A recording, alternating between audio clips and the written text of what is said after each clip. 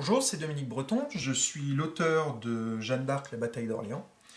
Et nous allons dans cette petite vidéo faire quelques tours de jeu pour histoire que vous ayez bien compris comment fonctionne Jeanne d'Arc, la bataille d'Orléans.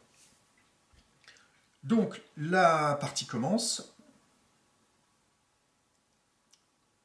Nous avançons le pion Jeanne d'un cran. C'est maintenant au tour des joueurs de jouer. C'est le rouge qui est premier joueur. Il doit donc déplacer son compagnon. Il va venir sur l'emplacement Jeanne, car il aime bien préparer ses coups à l'avance, donc il a envie de savoir où Jeanne va attaquer. On regarde donc, le joueur rouge, et seulement le joueur rouge regarde la carte Jeanne. Il sait donc qu'elle attaquera en 2 la Bastille Saint-Loup lorsque son pion atteindra le J, à la fin du tour où son pion atteindra le J. Le joueur jaune qui trouve que 4 arbalétriers au niveau de la liste de cartes c'est plutôt pas mal, décide de venir sur le dauphin pour prendre le pion premier joueur. Nous passons maintenant à la deuxième phase, la phase d'acquisition de cartes. C'est donc le joueur jaune qui commence, puisqu'il a pris le pion premier joueur. Il décide donc de prendre toutes les cartes marron, donc 4 cartes. La liste de cartes est complétée. Et c'est maintenant au joueur rouge de choisir. Le joueur rouge n'est pas tellement intéressé par les cartes bleues, puisque la Bastille Saint-Loup, il n'y a que des emplacements violets. Il va donc prendre les 3 cartes marron. Juste une petite précision, comme il n'y a pas 3 cartes différentes, on ne peut pas, dans cette situation, prendre 3 cartes différentes. On est obligé de prendre toutes les cartes d'une même couleur. Alors, quand je dis obligé, une autre précision, c'est que au niveau des phases, seule la première phase est obligatoire, la phase de déplacement de son compagnon. Les phases acquisition de cartes et déploiement des troupes ne sont pas obligatoires. Donc le joueur rouge pourrait très bien décider de ne pas prendre de cartes. Pourquoi le ferait-il? Peut-être pour ne pas dévoiler de nouvelles cartes pour le joueur suivant, etc. Mais après, c'est un choix personnel. Donc là, pour le cas présent, il prend les 3 cartes marron. La liste de cartes est complétée. Et nous pouvons passer à la phase suivante, qui est la phase de déploiement des troupes. Le joueur jaune ne sait pas où Jeanne va attaquer, donc il peut décider de ne pas faire de déploiement pour conserver ses cartes. Il n'en a que 4, donc à la fin du tour, il n'aura pas besoin de défausser ses cartes. Ou alors, il peut décider de se déployer au petit bonheur la chance, soit en espérant tomber sur la place forte où Jeanne va attaquer, soit pour se préparer pour plus tard. Donc ce qu'il va faire, c'est qu'il ne va pas utiliser toutes ses cartes. Il va utiliser 3 cartes marron pour commencer à se positionner sur les tourelles. Car l'air de rien, cet emplacement, il y a 12 points potentiels à prendre sur un seul tour. Le joueur rouge pourrait très bien se déployer directement sur la Bastille Saint-Loup, ou alors pourrait décider de se déployer ailleurs pour bluffer, histoire de faire croire que Jeanne d'Arc va attaquer ailleurs. Il n'a pas envie de perdre de temps, il va donc défausser ses 3 cartes marron et placer ses 3 troupes sur la Bastille Saint-Loup. Vous pouvez déjà vous rendre compte que les troupes à votre disposition s'épuisent très rapidement et que du coup, si vous ne préparez pas votre recrutement, rapidement vous allez vous retrouver sans troupes à déployer. C'est la fin du tour, aucun joueur n'a plus de 5 cartes en main. Jeanne n'est pas placée sur une des places fortes, donc le tour est terminé, on commence un deuxième tour. On avance le pion Jeanne, et c'est au tour des joueurs. Les joueurs doivent déplacer leurs compagnons. Les compagnons ne sont pas récupérés à la fin du tour, ni au début du tour. Ils restent en position. Ça veut dire que le joueur jaune, qui est le premier joueur, ne pourra pas venir sur l'emplacement Jeanne, puisqu'il est occupé par le joueur rouge. Le joueur jaune va donc se déplacer, et va décider d'aller chercher une carte élite, peut-être en prévision d'un recrutement, ou en tout cas pour se donner de la richesse au niveau de ses choix de cartes plus tard. Le joueur rouge va aller chercher un petit pion, va faire un recrutement gratuit pour avoir un pion supplémentaire. Nous passons maintenant à la phase d'acquisition de cartes. C'est au joueur jaune de commencer, puisqu'il est toujours premier joueur, et il va prendre 3 cartes différentes. Ça lui fera toujours une deuxième carte marron, et puis une carte bleue qui peut servir pour le recrutement ou pour autre chose. Ça va lui donner un petit peu de richesse dans sa main. On complète les cartes. Et le joueur rouge va faire la même chose. Il va prendre 3 cartes.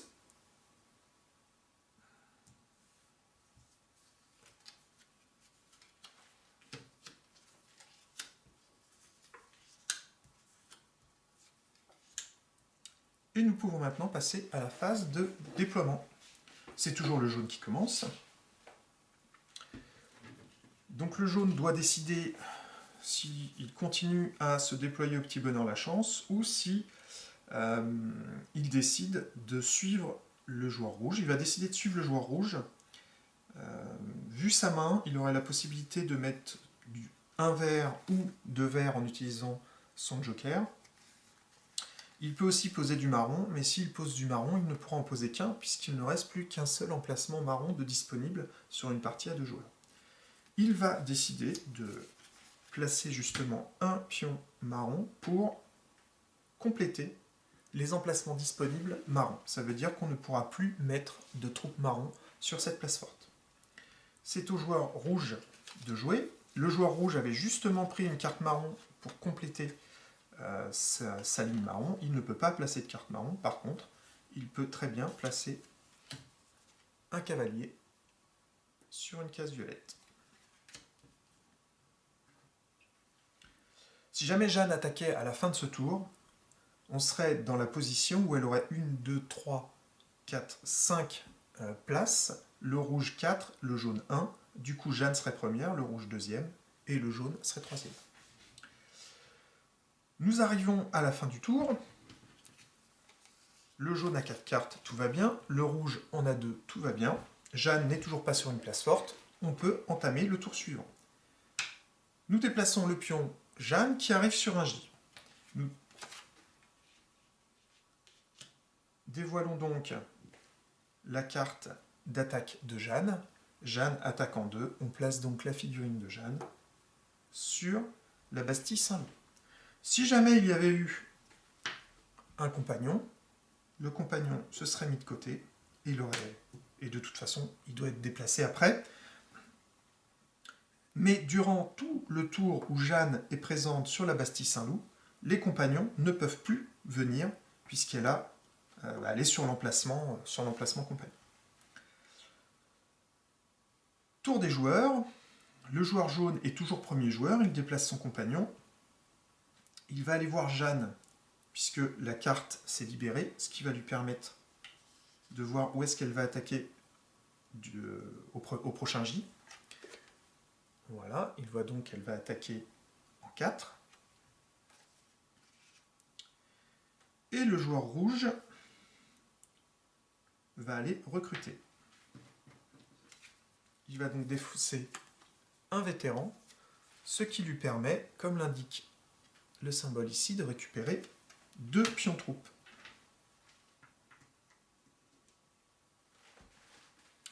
Phase d'acquisition de cartes, le jaune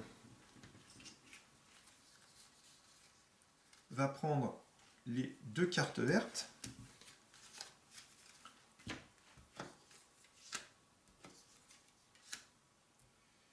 Et le rouge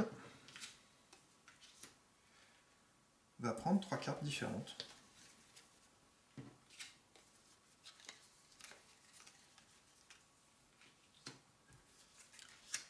Phase de déploiement. Le joueur jaune va déployer 2 fantassins. ne peut pas en déployer plus puisqu'il n'a pas assez de pions-troupes. Il n'a que 2 pions-troupes. Il a beau avoir 3 cartes vertes, il ne peut déployer que 2 fantassins. Et le joueur rouge. Le joueur rouge a 2 solutions. Soit il rajoute un pion sur la Bastille Saint-Loup, mais sachant qu'il est déjà premier, puisque Jeanne, il lui reste 3 emplacements et que le jaune n'a pris que 3 emplacements, au final, ça ne ferait qu'arranger le jaune, puisque ça permettrait au jaune de devenir second, alors que là, actuellement, il est à égalité avec Jeanne, et que du coup, il est troisième. Donc le joueur rouge va jouer les fourbes, et va se déployer à un autre endroit. Il va utiliser ses 2 cartes marron pour se déployer sur la Bastille des Augustins. Fin du tour. 2 cartes pour le joueur rouge. 4 cartes pour le joueur jaune. Jeanne d'Arc est sur la Bastille Saint-Loup. On résout l'attaque de la Bastille Saint-Loup. Donc, comme je l'ai indiqué, le rouge a 4 troupes. Jeanne a 3 troupes. Le jaune a 3 troupes. Le rouge est donc premier. Il laisse un pion en garnison. Jeanne est deuxième. On place un pion Jeanne en garnison. Et le jaune est troisième. Il gagne un point de victoire. Les pions sont récupérés par les joueurs. Et on peut attaquer le tour suivant. On avance le pion de Jeanne. Et c'est au tour des joueurs. Le joueur jaune va aller en 4. Va placer un de ses pions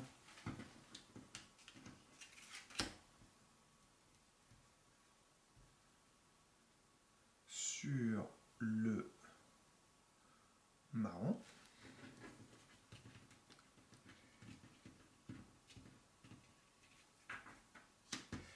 Alors, je fais n'importe quoi. On va éviter que le joueur jaune finisse par se retrouver complètement démuni au niveau de ses pions troupes. On va plutôt le faire recruter. Donc il va recruter avec une carte vétéran bleu et une carte élite qu'il transforme en carte vétéran bleu puisqu'il ne peut défausser que des cartes de la même couleur. Ce qui lui permet de récupérer 4 pions. Voilà, il devrait avoir le temps de voir venir avec tout ça.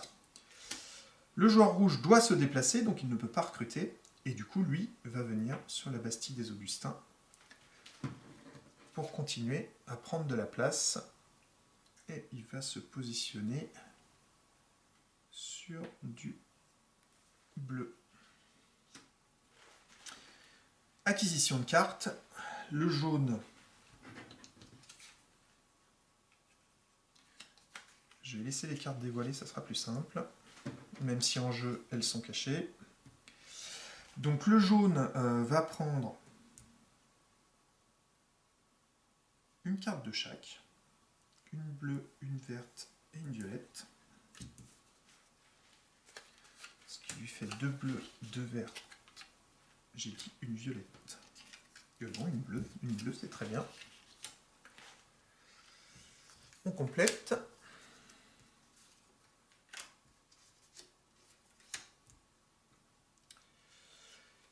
Et le rouge, eh bien le rouge, il va prendre les 3 vertes.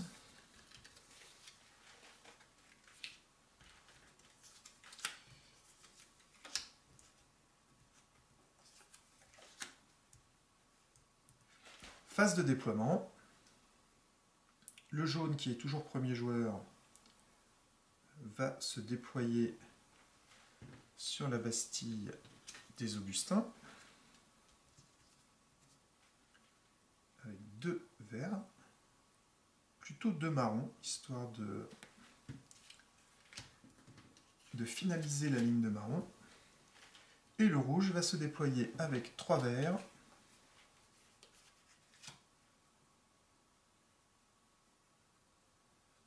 Au niveau des tourelles.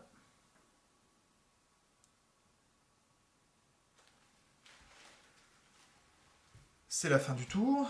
Aucun joueur n'a plus de 5 cartes. Jeanne n'est pas sur une place forte. On peut démarrer le tour suivant. On arrive sur une case J. On dévoile la carte d'attaque Jeanne. Jeanne attaque en 4. Déplacement des compagnons.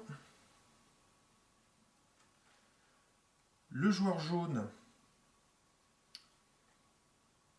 va aller sur le dauphin pour éviter que le rouge n'y aille, car si le rouge allait sur le dauphin, il gagnerait l'égalité qui se profile au niveau des tourelles. Donc l'air de rien, venir sur le dauphin, ça évite de perdre 3 points de victoire. Et le joueur rouge, eh bien le joueur rouge, il va aller recruter. Quoique non, il va récupérer ses bonhommes à la fin du tour, donc il va aller chercher un point de victoire. Voilà. Acquisition de cartes, c'est toujours le jaune qui commence. Et il va prendre les 3 violettes en prévision de ses futurs coups. Quant au rouge, il va profiter des 4 cartes marron.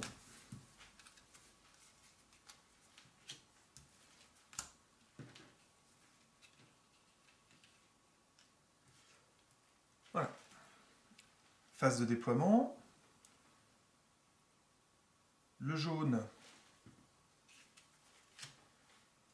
va essayer de prendre, en tout cas prend la majorité au niveau de la Bastille des Augustins.